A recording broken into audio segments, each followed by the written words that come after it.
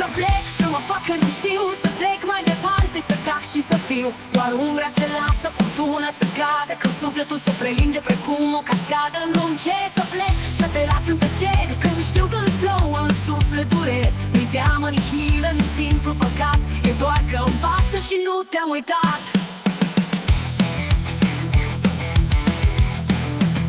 Știu, e cumplit să te vadă oamenii când reputația ta stă în cremenii, când mâinile tremură, gândul e frânt și lumea ți-e rece și nu te-am uitat. Știu, e cumplit să te vadă oamenii când reputația ta stă în cremenii, când mâinile tremură, gândul e frânt și lumea ți-e rece și nu te-am uitat.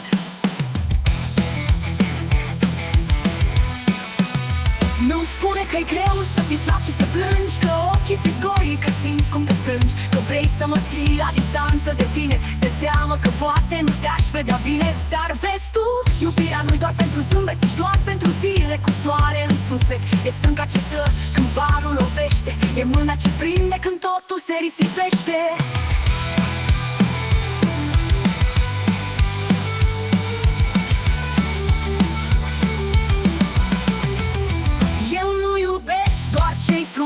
Eu țin și la noi grei cu plâns dureros, și chiar de mă alungi să mă pierzi în furtună, tot vin, tot rămân precum o nebună. Și dacă nu vin, să știi că trimit un gând, o speranță, un vis împlinit, o mână ce poate nu-i chiar a mea, dar poartă în ea toată dragostea.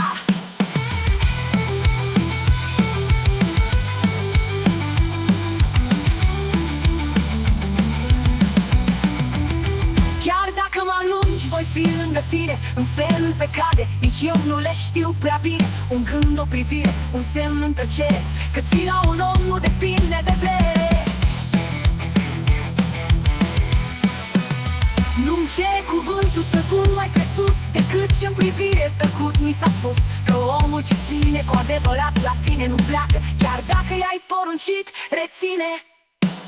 Nu știu ce ai făcut, dar mai captar ai făcut vrăjmacii mai fermecat. Și chiar de vrei, și chiar de nu dorești, lângă tine voi fi, nu poți să oprești.